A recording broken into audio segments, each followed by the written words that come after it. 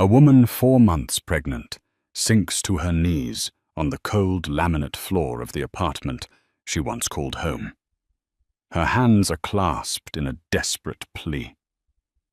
Tears streaming down her face as she begs the man she loves, the father of her unborn child, not to leave her. He stands over her, his face a mask of stone divorce papers held out like a death sentence. He calls her a weight, an anchor, dragging him down from the life he's destined for. But in the darkest moment of her life, a single knock echoes at the door. A knock that will shatter one man's world and expose a secret so vast no one in that room could ever have seen it coming.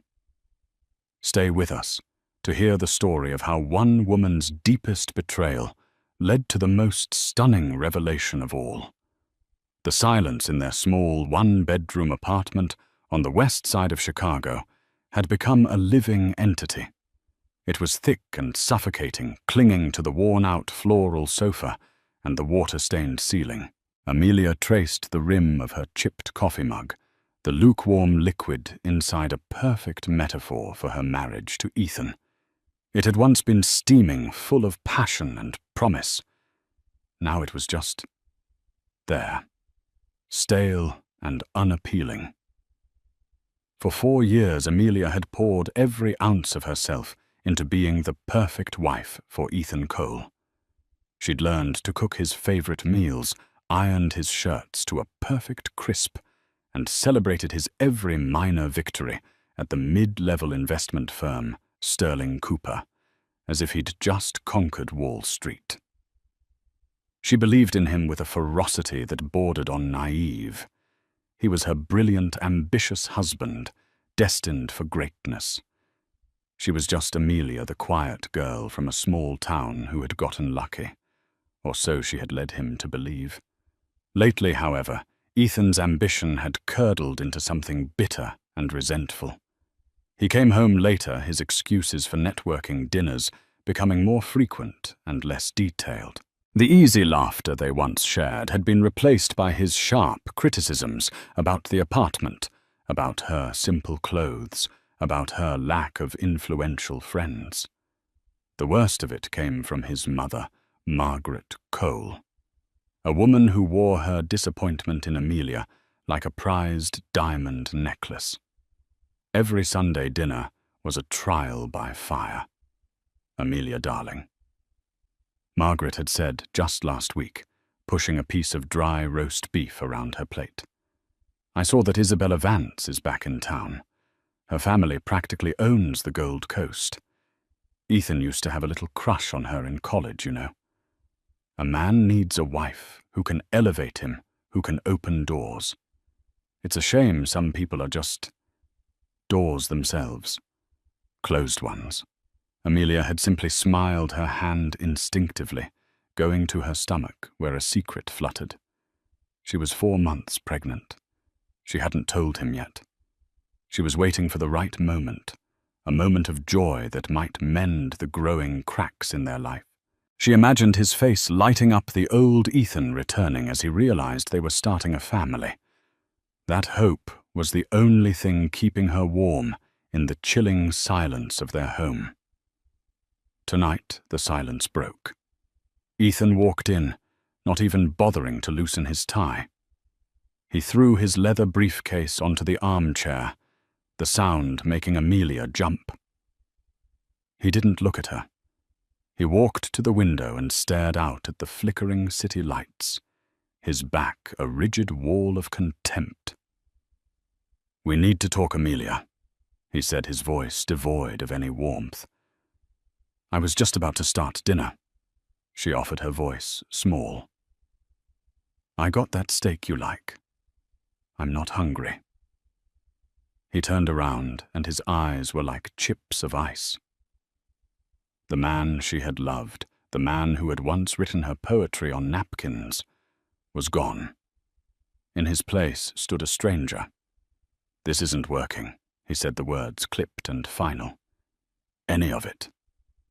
Amelia's heart began to hammer against her ribs. What do you mean?" "Ethan, Is it work? Did something happen? He let out a short, cruel laugh. Yes, something happened. I woke up. I'm 32 years old, stuck in this shoebox apartment, married to a woman with no connections, no ambition, no value. I'm drowning and you're the anchor tied to my feet. Each word was a physical blow. Amelia felt the air leave her lungs. Value. Ethan, I love you. I've supported you in everything. Support, he scoffed, striding across the small living room. Making my dinner and washing my socks isn't support, Amelia. It's housekeeping. I'm being considered for a partner track position. A real one. The kind of position that requires a certain image, a certain type of wife. He stopped in front of her, looking down at her, as if she were a piece of furniture he was about to discard. I want a divorce. The two words hung in the air, monstrous and unbelievable. The world tilted on its axis. The chipped mug slipped from her fingers, shattering on the floor and splattering coffee across the worn linoleum. But Amelia didn't notice. All she could see was the cold, resolute finality in her husband's eyes. The cracks in their porcelain life had just split wide open, and she was falling into the abyss. No, she whispered, shaking her head in disbelief. No, you can't mean that. We can fix this. There's nothing to fix, he said coldly. I've already spoken to a lawyer. The papers are drawn up. It was then, in that moment of absolute devastation, that her secret came tumbling out, not as a joyful announcement, but as a desperate, last-ditch shield. Ethan, you can't, she cried, her voice breaking. You can't. I'm pregnant. For a fleeting second, a flicker of something unreadable crossed Ethan's face. Shock. Maybe. But it was extinguished as quickly as it appeared, replaced by an expression of profound irritation, as if her pregnancy was not a miracle, but a poorly timed inconvenience. You're what he asked, his voice low and dangerous. Pregnant Amelia repeated, a fresh wave of tears blurring her vision. She stood up, her hands protectively, cradling her still flat stomach. I'm 4 months along. We're going to have a baby, Ethan. A family. Doesn't that change everything? She searched his face for a sign of the man he used to be, the man who had talked about teaching their future son to play catch in Lincoln Park. Instead, she saw a calculating coldness that terrified her. He took a step back, running a hand through his perfectly styled hair. You should have told me sooner. It was an accusation, not a lament. I was waiting for the right time. I wanted it to be a happy surprise. A happy surprise.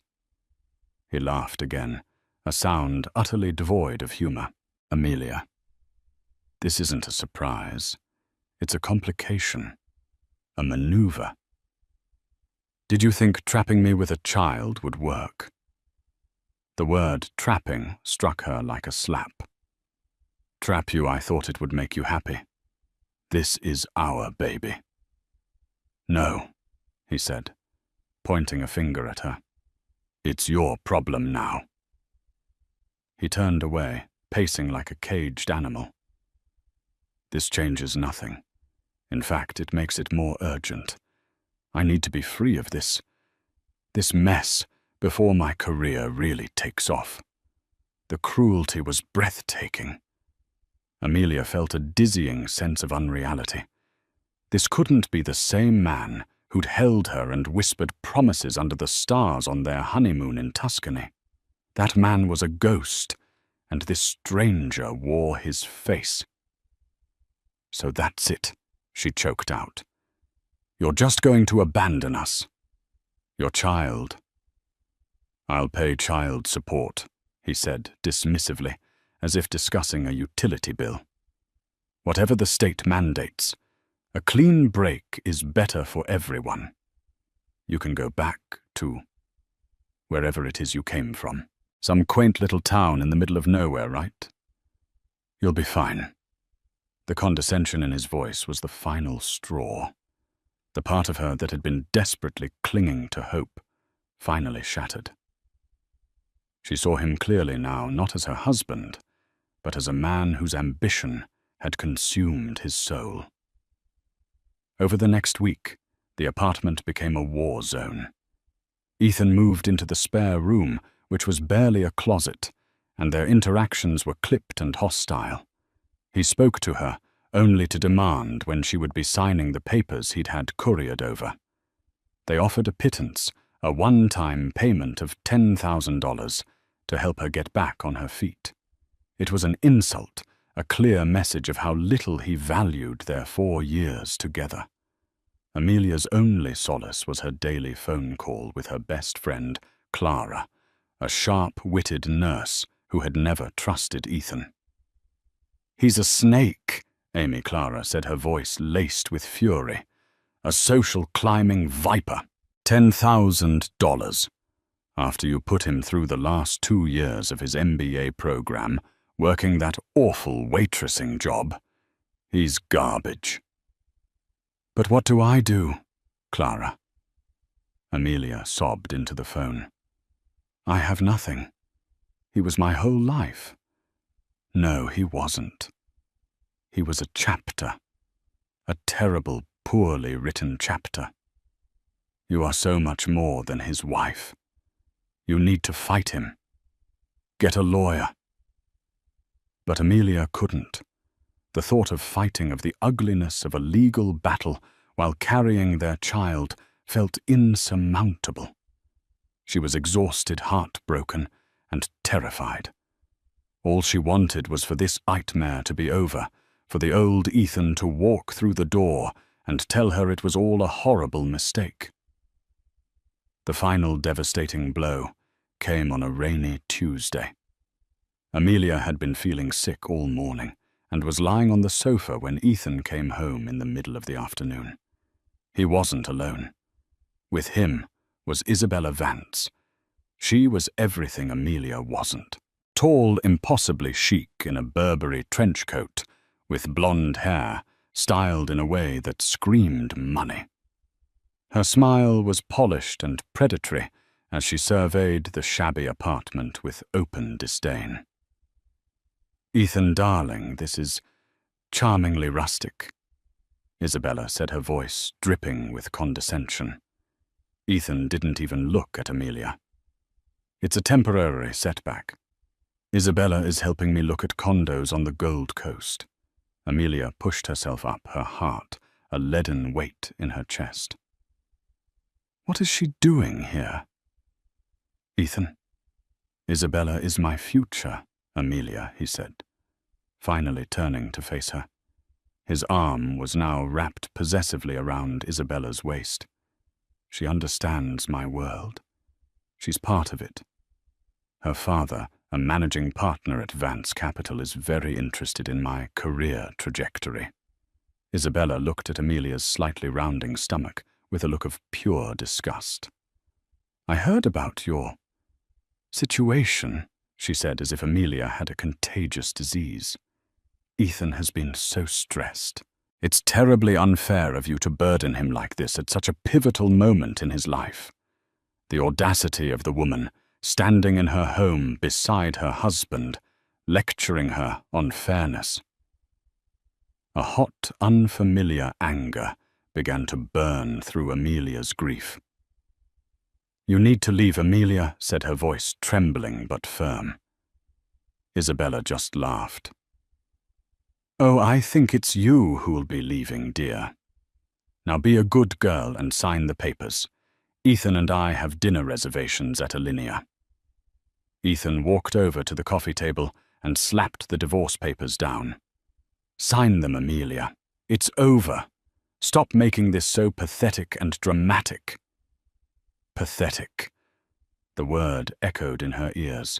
He saw her love as pathetic, her pain as dramatic, her child as a burden. She looked from his cold, impatient face to Isabella's smug, triumphant one. They were a matched set. Two predators who had just cornered their prey. And in that moment, Amelia knew that begging wouldn't work. Pleading was useless. The man she had married was truly gone, and in his place was a monster. The rain outside lashed against the windows, a furious, weeping sky that mirrored the storm inside Amelia's heart. Isabella and Ethan stood there, an unholy alliance of privilege and cruelty waiting for her surrender.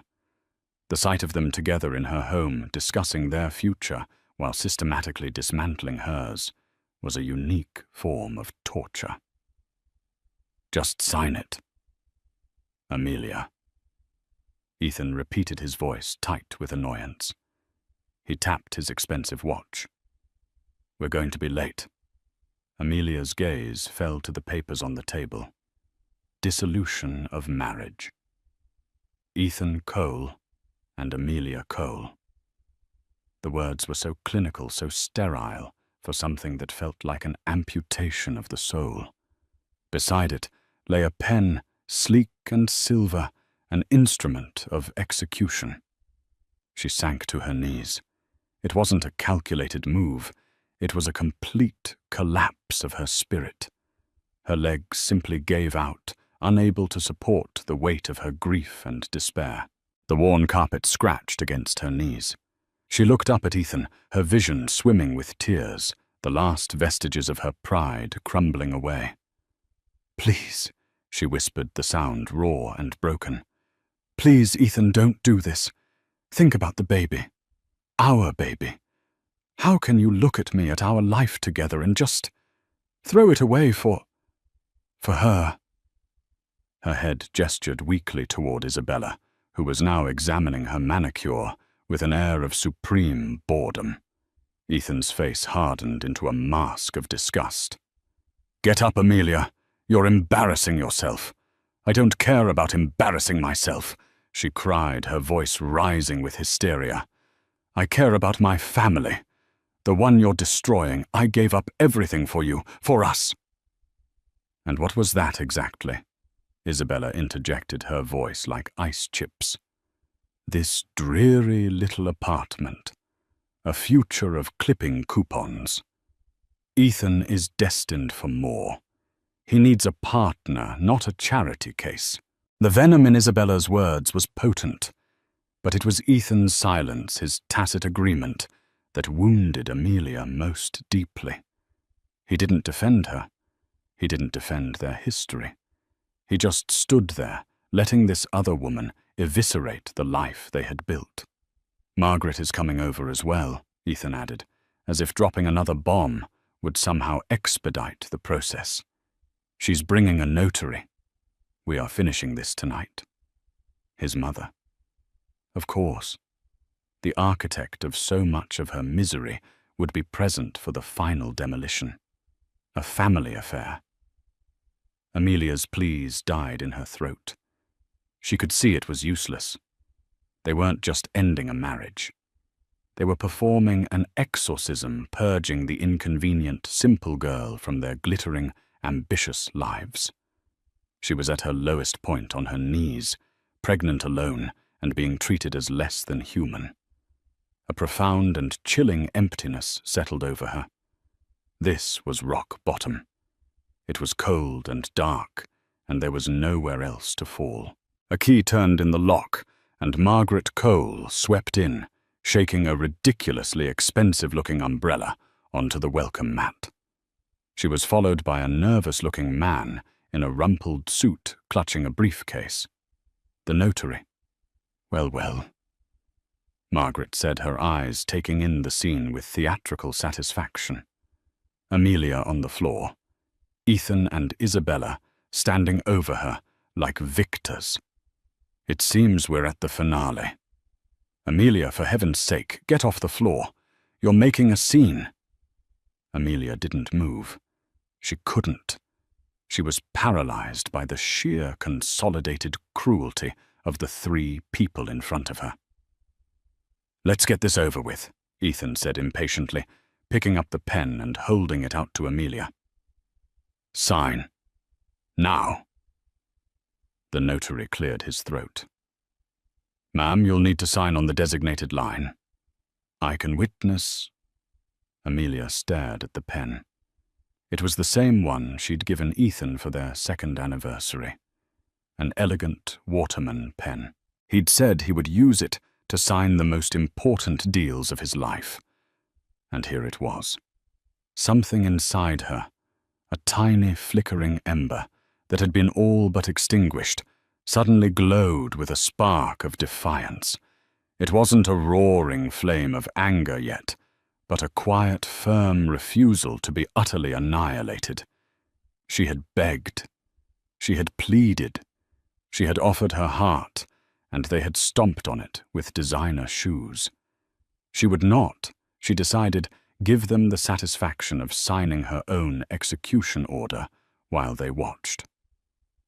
Slowly, shakily, she pushed herself to her feet. Her hands were still trembling, but her gaze was steady as she looked at Ethan. "No," she said. The word was quiet, but it resonated in the silent room with the force of a shout. Ethan's jaw tightened. "What did you say I said no? I will not sign these papers tonight. Not like this." Margaret scoffed. "Oh, don't be ridiculous, child. What difference will a day make? You're just delaying the inevitable." Maybe Amelia said, her voice gaining a sliver of strength she didn't know she possessed. "But I will not be bullied into signing away my life by the three of you in my own home. You will all have to leave." Isabella laughed out loud. "How quaint. She's developed a spine. A little too late, wouldn't you say? Darling." She purred at Ethan. "This is still my name on the lease," Amelia Ethan threatened, taking a menacing step closer. "My home.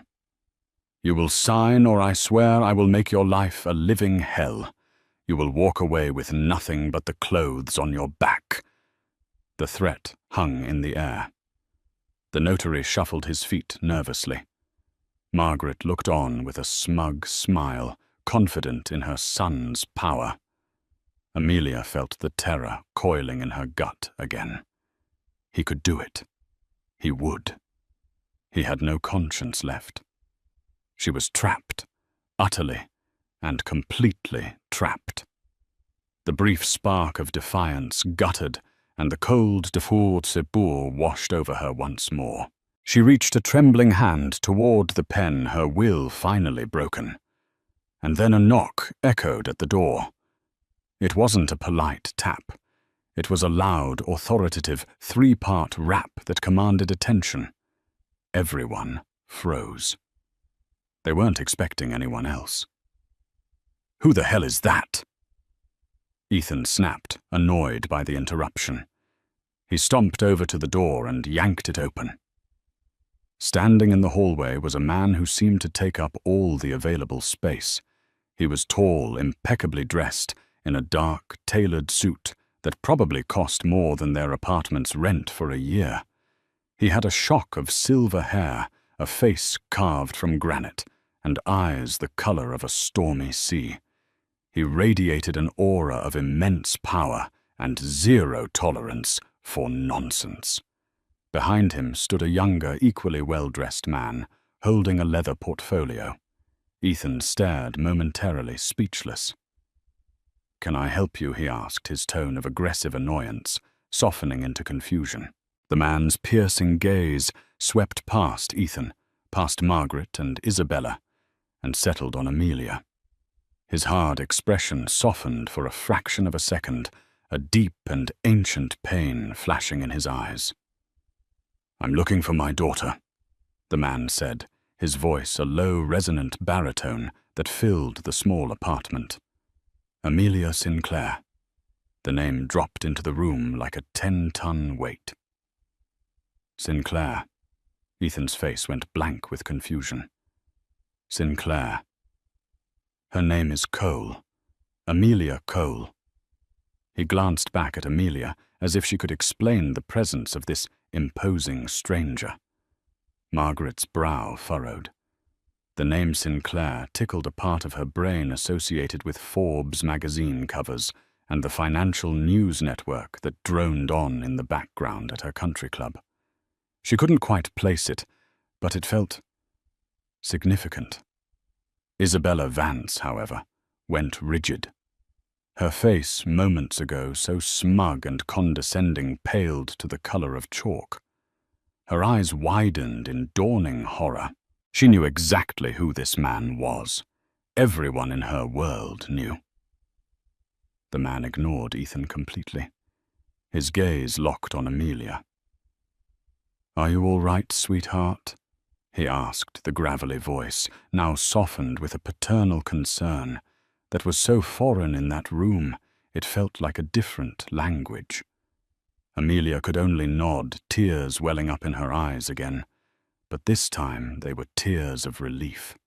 A dam of unspoken history, of pride and pain and estrangement was breaking inside her. "Dad." She whispered the word, barely audible. The collective gasp in the room was sharp and audible. Ethan whipped his head back and forth between the Titan in the doorway and his weeping, pregnant wife. "Dad, what is he talking about?" "Your father is a retired schoolteacher from Ohio. You told me he died 2 years ago. I lied," Amelia said, her voice shaking but clear. "I lied because I was ashamed. Not of him, of myself. We were estranged. I didn't want his name, his money, or his influence to be a part of our life. I wanted you to love me, Ethan. Just me." The man in the doorway finally turned his cold, analytical gaze upon Ethan. It was like being pinned by an entomologist studying a particularly repulsive insect. "So you're Ethan Cole," he said. It wasn't a question. It was a verdict. The mid-level analyst who thinks he's a kingmaker. He stepped into the apartment, and the room seemed to shrink around him. The man behind him, his lawyer, Mr. Davies, followed silently and closed the door, shutting them all in. You're Arthur Sinclair." Isabella stammered, her voice a squeak. "Of Sinclair Global." Margaret Cole's jaw dropped. Now she remembered. Arthur Sinclair, the legendary reclusive billionaire, a ruthless titan of industry who had built a global empire from nothing. He was spoken of in hushed, reverent tones. His net worth was a figure with at least 10 zeros. He didn't just own companies, he owned entire sectors of the economy. Her son, her ambitious partner-track son, had been married to the daughter of Arthur Sinclair for 4 years, and had been in the process of divorcing her for a paltry $10,000. The sheer catastrophic stupidity of it was so immense, Margaret felt suddenly faint. She stumbled back and sank onto the arm of the sofa. Ethan looked as if he'd been struck by lightning. His face was a grotesque tableau of shock disbelief and a rapidly dawning, sickening realization of the magnitude of his mistake. He looked at Amelia, really looked at her for the first time in months. Not as his simple, burdensome wife, but as the hidden heiress to a fortune beyond his wildest dreams. The woman he had just called a weight and an anchor. Arthur Sinclair's eyes swept over the cramped apartment, taking in the worn furniture, the shattered mug on the floor, and the divorce papers on the coffee table. His expression grew darker with every detail. "It seems I've arrived at an opportune moment," he said, his voice dangerously calm. He walked over to the coffee table and picked up the papers. He scanned the settlement page, his lip curling in utter contempt. $10,000, he said the words dripping with ice. You're divorcing my pregnant daughter, and you value her, and by extension, my grandchild, at $10,000. He tore the papers in half, then in quarters, the sound of ripping paper like gunshots in the silent room. He let the pieces flutter to the floor, like confetti at a funeral. The divorce is off the table, he announced.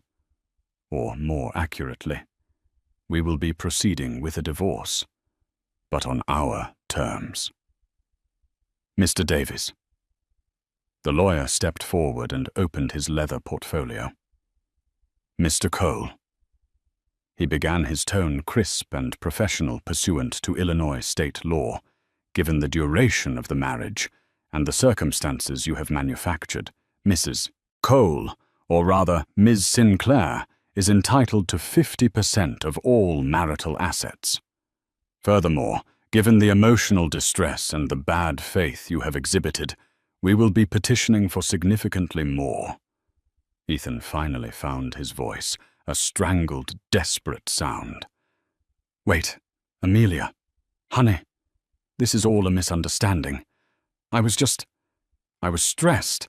I didn't mean any of it.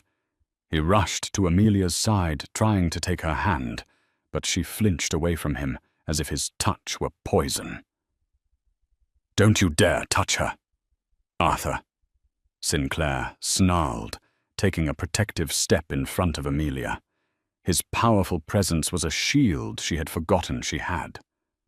Mr. Sinclair. Sir. Ethan babbled, turning his attention to the man who held his entire world in his hands. I love your daughter. I really do. I made a terrible mistake. We can work this out. I can make her happy. Arthur Sinclair looked at Ethan with an expression of such profound loathing, it seemed to suck the warmth from the room. You had 4 years to make her happy, he said quietly. Instead, you broke her heart. You stood by while your mother and this socialite. He gestured dismissively at Isabella. Humiliated her in her own home. You valued her at less than the price of the car I bought my driver last Christmas. Your window for working this out closed the moment you brought another woman into this house. Your chance at being a part of this family, of knowing my grandchild, just went up in smoke. He then turned his piercing gaze to Isabella Vance. And you. Miss Vance, your father's company, Vance Capital, has been trying to secure a meeting with my acquisitions team for 6 months. Is that correct? Isabella turned white. I don't handle that side of the business. No, you don't, Arthur agreed. You just reap the benefits. Consider that meeting and any future possibility of a capital infusion from Sinclair Global permanently cancelled. Tell your father that trying to use my future son-in-law to get to me was a poor strategy. Trying to replace my daughter was a fatal one. He had dismantled them all in less than 5 minutes.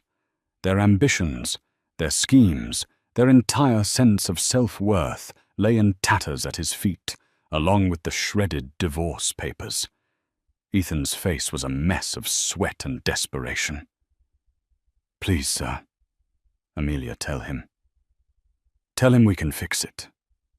Amelia looked at the man she had once loved, now reduced to a pathetic, groveling mess. The love was gone, replaced by a cold, clear-eyed pity. The man she married had never truly existed. He was just an illusion she had desperately wanted to believe in. The real Ethan was this creature before her, a man who loved only money and status. She took a deep breath, stood tall, and looked her father in the eye. Dad, she said, her voice steady and strong. I want the divorce. Amelia's words hung in the air, clear and resolute. The declaration coming from the woman who had been on her knees begging just 10 minutes earlier was the final definitive shift in the room's power dynamic. It was no longer Ethan's show. It wasn't even Arthur Sinclair's. It was Amelia's. Ethan stared at her, his mouth agape. "Amelia, no. Baby, you don't mean that. You're emotional. You're pregnant. You can't make a decision like this right now." His tone was pleading, condescending, and desperate all at once. He was trying to reclaim his old role as the rational husband managing his overly emotional wife. But that woman was gone. "I have never been more certain of anything in my life," Amelia replied, her voice cold. She met his gaze without flinching. "You showed me exactly who you are, Ethan. I believe you." Arthur Sinclair placed a gentle, reassuring hand on his daughter's shoulder. "The decision is hers," he said, his voice a low rumble of finality directed at Ethan, "and my organization will provide the means to execute it. Mr. Davies, perhaps you could enlighten Mr. Cole on what his immediate future looks like." Mr. Davies, who had been standing by with the quiet efficiency of a guillotine operator, stepped forward again. He pulled a sleek tablet from his portfolio. "Mr. Cole," he began, his tone utterly devoid of emotion. "While the marital assets within this apartment are frankly negligible, our preliminary discovery has been quite fruitful." He tapped the screen. "You were recently given a promotion to senior analyst at Sterling Cooper, correct? It came with a significant pay rise and a performance bonus you were anticipating at the end of the fiscal year." Ethan nodded dumbly, a flicker of hope in his eyes. Maybe he could argue his earning potential, use it as leverage. "Yes. I'm on the partner track. My prospects are excellent." Arthur Sinclair let out a dry, mirthless chuckle. "Prospects? Son, you don't have prospects. You have a benefactor," Mr. Davies continued seamlessly. "Sinclair Global, through one of its subsidiary holding companies, acquired a 48% controlling interest in Sterling Cooper 8 months ago. The acquisition was kept quiet for market stabilization purposes. Ethan's blood ran cold. He had no idea. No one at the firm did. "Your performance reviews over the last 3 years have been average at best." Mr. Davies went on swiping through screens of data. "Your superiors noted a lack of innovative thinking and an over-reliance on social maneuvering rather than substantive work. However, 6 months ago, a directive came down from the new board to identify and foster potential. Your name was put on a special list. You were given the best accounts, your mistakes were quietly covered, and your successes were magnified. Your promotion wasn't earned, Mr. Cole. It was curated." Ethan's face was ashen. "Curated by who? Why?" Arthur Sinclair answered, his voice laced with venom. "By me. When Amelia told me she was in love with some ambitious young man, I did my due diligence. I saw a man of mediocre talent with an outsized ego. My daughter, however, believed in you. She asked me to stay away to let her live her own life, and I respected that. But I am not a fool. I don't leave my daughter's happiness to chance." He took a step closer to Ethan, his immense presence making Ethan flinch. "So I created a test. I bought your company. I paved a golden road for you, removing every obstacle. I wanted to see what kind of man you would become when you thought you were succeeding on your own merit. Would you become a grateful, loving husband to the woman who believed in you from the start? Or would you reveal yourself to be the worthless, social-climbing parasite I suspected you were?" He paused, letting the weight of his words sink in. "You have answered my question most definitively. Margaret Cole made a small, strangled sound. Her son, her brilliant boy, wasn't a rising star. He was a lab rat in a billionaire's experiment. Mr. Davies delivered the coup de grace. As of 9:30 a.m. tomorrow morning, Sterling Cooper will be undergoing a corporate restructuring. Your position is being eliminated. The performance bonus is of course rescinded. And as you signed a 5-year lease on your new BMW, based on your projected income and used company credit for several non-business-related expenditures. He glanced pointedly at Isabella. I project you will be in a significant amount of personal debt within 60 days. Ethan staggered backward, physically reeling from the information. His job, his car, his future, all of it was an illusion. A house of cards built by the man he had just tried to swindle, and that man was now blowing it all down. He turned his wild, desperate eyes back to Amelia. Amelia, you knew? Was this all some kind of sick game to you? No, Amelia said, shaking her head. The genuine pain in her voice cut through the tension. I had no idea about any of this. I thought your success was real, and I was so proud of you. Her voice broke on the last few words, the ghost of her love, still a tender wound. That more than anything seemed to finally break Ethan. The knowledge that she had genuinely loved him, had genuinely believed in his sham success, and he had thrown it all away. Arthur Sinclair wasn't finished. He turned to the notary, who was trying to merge with the wallpaper. You can go. Your services will not be required. The man practically sprinted out of the door. Then he faced Margaret. Madam, he said, his voice dangerously low, I have transcripts of every single Sunday dinner for the past 2 years. My daughter thought she was just venting to her best friend, Clara. But Clara is a very loyal friend. She recorded it all. The insults, the condescension, the constant undermining of my daughter's worth. A good lawyer could frame that as a campaign of intentional infliction of emotional distress. Margaret's carefully constructed composure shattered. She stared at him, speechless with terror. Get out of my daughter's home, Arthur commanded. Margaret didn't need to be told twice. She grabbed her purse and scrambled out, not even sparing a glance for her imploding son. Now only 4 remained. Arthur, Amelia, Mr. Davies, and the wreckage of Ethan and Isabella. As for you, Mr. Cole, Arthur said, you will pack a bag with your personal effects. Facts.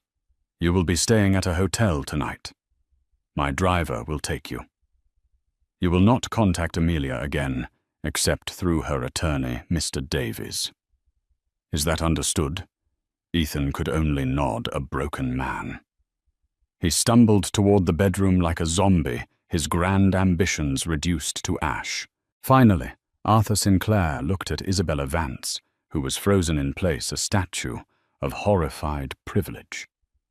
You're still here, he stated flatly. Isabella flinched and practically scurried to the door, fumbling with the knob before disappearing into the hallway, her hurried footsteps echoing her retreat from a world she was no longer welcome in. The storm had passed. In the devastating silence that remained, Amelia finally let out a shuddering breath and collapsed into her father's arms, weeping for the love that was lost and for the strength she was finally painfully finding again. The small apartment, once a container of so much pain and tension, was now eerily quiet. The lingering scent of Isabella's expensive perfume and the faint, acrid smell of Ethan's fear were all that remained of the confrontation. Ethan had emerged from the bedroom minutes later, pale and silent, carrying a single duffel bag. He didn't look at Amelia. He couldn't. He walked out the door under the watchful eye of Arthur's driver, a man built like a refrigerator who had been waiting silently in the hall. The door clicked shut, a sound of absolute finality. Amelia was sitting on the worn-out sofa, a warm mug of tea that Mr. Davies had somehow produced cradled in her hands. Arthur Sinclair sat beside her, not crowding her, but his presence was a solid, comforting wall. For the first time in years, she didn't feel like she had to be strong, because he was strong enough for both of them. "I'm sorry, Dad," she whispered, staring into the tea. "I'm so sorry I shut you out. I was stubborn and stupid." Arthur sighed a deep, weary sound. He reached over and gently took her hand. His own was large and calloused, the hand of a man who had built things and destroyed them. "You were in love, Amelia. You wanted to build a life on your own terms. There is no shame in that. The shame belongs to the man who couldn't see the value in the gift you gave him." They sat in silence for a moment, the old, painful chasm between them slowly closing. "You bought his company?" she finally asked, a note of disbelief in her voice. "You really did all that I did," he admitted. "When you cut off the trust fund you were supposed to receive on your 25th birthday, you told me you never wanted a dime of my money to influence your life. I honored that. But I have an entire corporate intelligence division at my disposal. I wasn't going to let you face the world completely unprotected." I watched him. I saw his resentment grow as his own meager talents couldn't match his ambitions. I saw him looking at you, not with love, but as an obstacle. The experiment was my last-ditch effort. I gave him the world on a silver platter to see if he would share it with you. He chose to try and trade you in for a shinier model instead. The cold, calculated nature of it was terrifying, but it was also born from a fierce, protective love she had forgotten the feeling of. Mr. Davies cleared his throat softly. "If I may, Ms. Sinclair," he said, pulling out a folder, "we should discuss the next steps. Your father has already taken the liberty of securing a new residence for you at the Four Seasons Residences, a 3-bedroom suite. It's fully furnished and staffed. We can have your personal belongings from this apartment packed and moved by morning." Amelia looked around the shabby apartment. It had been her home, the place she'd poured her love and hope into. Now it just felt like a cage she had been freed from. "Okay," she said quietly. Furthermore, Mr. Davies continued. "We will be filing the divorce papers tomorrow. We will be petitioning for the full 50% of all assets accrued during the marriage, which ironically, thanks to your father's intervention, includes a portfolio of stocks granted to Ethan upon his promotion. They are currently valued at approximately $1.2 million. Amelia's jaw dropped. "He doesn't know about them yet," Arthur added with a grim smile. "They were scheduled to be transferred to his personal account next Monday, a little bonus for his hard work. Now they're a marital asset. Your half will be a nice start for you and the baby." The sheer strategic brilliance was staggering. Ethan had been playing checkers while her father was playing multi-dimensional chess across continents. "We will also establish a trust for the child," Mr. Davies said, "and we will be filing for sole legal and physical custody, citing Mr. Cole's emotional abandonment and moral turpitude. We will not be seeking child support. We will in fact be including a restraining order, preventing him from coming within 500 feet of you or the child." "He won't fight it," Arthur said confidently. "By the time Mr. Davies is done with him, Ethan Cole will be so buried in debt and legal trouble, he will sign anything we put in front of him just to make it all go away. He will vanish from your life, Amelia. I promise you that. It was everything she should have wanted. A clean break. Financial security. Justice. But looking at her father at the ruthless efficiency of his power, she understood for the first time why she had run from it all those years ago. It was overwhelming. "Dad," she said, her voice small. "Thank you. But I need to do this my way, too. I don't want to be a passenger in my own life anymore. I need to be the one driving." Arthur looked at her, his stormy eyes searching her face. He saw not the broken girl on the floor, but a woman forged in betrayal, now tempered with a new hard-won strength. He saw his own Sinclair resilience staring back at him. He nodded slowly. "All right, Amelia. You're the boss. What do you want to do?" "I want that half of the stock portfolio," she said, a new firmness in her voice. "Not because I want the money, but because he worked for it, thinking it was his ticket away from me. There's a poetry in that. I want sole custody, and I want the restraining order. But I want to write him a letter. One final letter. And I want Mr. Davies to deliver it when he signs the final papers." Mr. Davies raised an eyebrow. "A letter, Ms. Sinclair?" "Yes," she said. "Some things can't be said by lawyers. Some things you have to say for yourself." Arthur Sinclair looked at his daughter, and a rare, genuine smile touched his lips. "Whatever you want, sweetheart," he said. "Consider it done." The architect of consequences was ceding control to his creation, and she was about to design her own future. 3 months later, Amelia Sinclair stood on the balcony of her new home, looking out over the sprawling vista of Millennium Park. The city lights twinkled below like a carpet of fallen stars. A gentle breeze rustled the leaves of the potted hydrangeas that lined the terrace. It was a world away from the cramped, stifling apartment with the water-stained ceiling.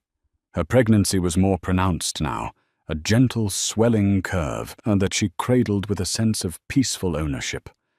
This child was hers, her future, her strength. The past few months had been a whirlwind of transformation. She had moved into the suite at the Four Seasons, a place of quiet luxury and impeccable service. She'd had her first meeting with the board of the charitable foundation her mother had started before she passed away, a foundation Amelia had never felt qualified to be a part of. She found to her surprise that she had ideas. Good ones. She had her father's strategic mind, tempered with a compassion that was all her own. She and her father were rebuilding their relationship piece by painful, honest piece. They had dinner twice a week. They talked about her mother. They talked about the years of silence. He was learning to be a father, not just a protector. And she was learning to accept his help without sacrificing her independence. The divorce had been finalized a week ago. As promised, Ethan had put up no fight. Mr. Davies had presented him with a mountain of his own financial malfeasance and the stark choice between a quiet, quick dissolution or a loud, protracted, and public annihilation. He chose quiet. He signed the papers in Mr. Davies's sterile downtown office. After he had signed the last page, relinquishing his parental rights and agreeing to the restraining order, Mr. Davies slid a single sealed envelope across the mahogany table. Amelia's letter. Ethan had opened it with trembling fingers. His face was gaunt, his expensive suit replaced by a cheap, ill-fitting one. He had lost weight, and his eyes were shadowed with the sleeplessness of a man haunted by his own colossal failures. The letter wasn't angry. It wasn't hateful. It was simple and direct. Ethan, I am writing this not to hurt you, but to tell you the truth. I once loved a version of you that I thought existed, a man who was kind and brilliant, and who was going to build a life with me. I see now that the man I loved was a reflection of my own hope, not a reflection of you. You didn't just break my heart. You showed me that it was placed in the wrong hands to begin with. You craved a world of wealth and power, but you had no idea what to do with the real treasure you already held. You traded a diamond for a handful of glitter, and you will spend the rest of your life realizing it was just dust. I am not writing this as a victim. I am writing this as the mother of a child you will never know. A child who will be raised with love, integrity, and the understanding that a person's worth is not measured by their connections or their bank account, but by the content of their character. By that measure, you are the poorest man I have ever known. I forgive you. Not for you, but for me. I release the anger and the pain, and I am letting you go completely. I wish you nothing, because you have become nothing to me. Amelia.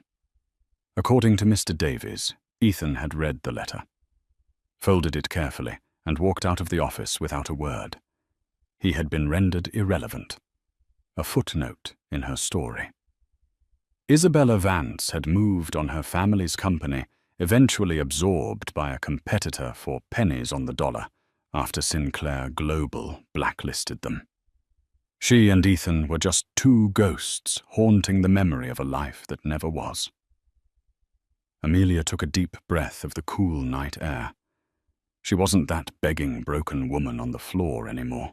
The betrayal that was meant to destroy her had in fact been her salvation.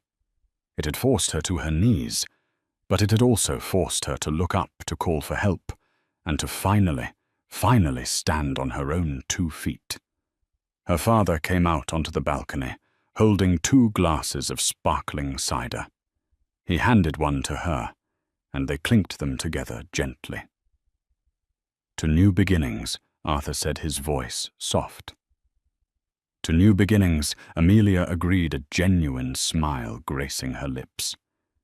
She wasn't just Amelia Cole, the discarded wife.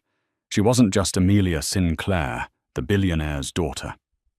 She was Amelia, a mother-to-be, a philanthropist, a survivor. And for the first time in a very long time, she felt completely, unshakably whole. The view from up here was breathtaking, and she knew with every fiber of her being that this was just the beginning. Amelia's story is a powerful reminder that our lowest moments do not have to define us. The betrayal that brought her to her knees was the very thing that reconnected her with her family, and most importantly, with her own incredible strength. She transformed from a woman who felt she had no value into a woman who understood her immense worth had nothing to do with money or a man. Her journey teaches us that sometimes the most painful endings are just doorways to beautiful new beginnings, and true power lies in choosing to stand up not for revenge,